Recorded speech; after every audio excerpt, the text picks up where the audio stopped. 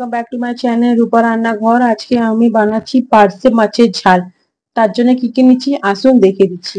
এখানে নিয়েছি 4 পিস পার্সে মাছ, এখানে বেগুন কেটে রেখেছি, এখানে নিয়েছি আমি 1 চামচ কালো জিরে, এখানে 1 চামচ নুন, এখানে কাঁচা লঙ্কা রয়েছে, এখানে সাদা আর কালো সর্ষে, এখানে আছে 1 চামচ হলুদ, এখানে আছে একটা টমেটো কেটে রেখেছি ছোট ছোট করে। হলুদ দিয়ে মাছগুলোকে আমি ভেজে নেব। এখানে নুন হলুদ দিয়ে দিলাম, নুন দিয়ে দিলাম, ভালো করে এটাকে আমি মেখে নেবো। মাছটা আমার মাখা হয়ে গেছে, আমি গ্যাসটা জ্বালিয়ে দিলাম, কড়াটা বসিয়ে দিচ্ছি। দিয়ে দিচ্ছি 2 চামচের বড় চামচের তেল দিয়ে দিলাম।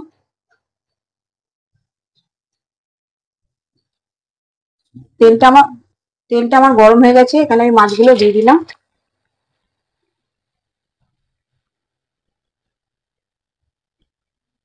যতক্ষণ মাছটা ভাজা হচ্ছে আমি একটা পেস্ট বানিয়ে নিচ্ছি। 4টে কাঁচা লঙ্কা দিয়ে দিলাম, সব উল্টে নিলাম আমি।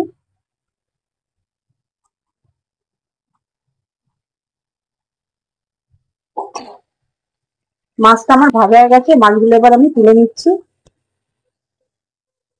দিয়ে দিলাম, যেগুলো আমি ভেজে নেব।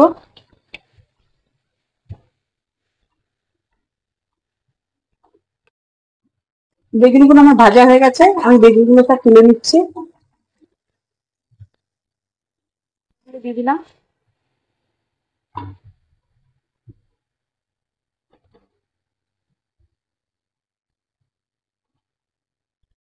এখানে আমি 2টো কাঁচা লঙ্কা দিয়ে দিলাম। এখানে আমি 1/2 চামচ নুন দিয়ে দিলাম, 1/2 চামচ হলুদ দিয়ে দিলাম, দিয়ে দিলাম। এবার ভালো করে এটাকে কষে নেবো। মিক্সারটা ধুয়ে একটু জল দিয়ে দেবো এতে। মিক্সার ধুয়ে একটু বাটিতে জলটা দিয়ে দিলাম। এবার এটাকে ভালো করে কষে নেবো। এটাকে ভালো করে কষে নেওয়ার পর এটা যখন ফুটে যাবে আমি বেগুনগুলোকে সব দিয়ে দেবো।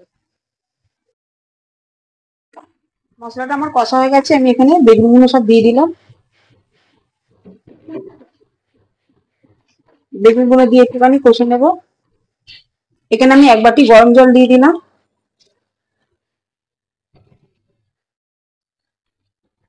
এখানে আমি 2 মিনিটের জন্য ঢাকা দিয়ে দিচ্ছি। ঢাকনাটা খুলে দেখে নেবো। এখানে আমার ঝোলটা ফুটে এসছে, এখানে আমি মাছগুলো এবার দিয়ে দিচ্ছি এর মধ্যে।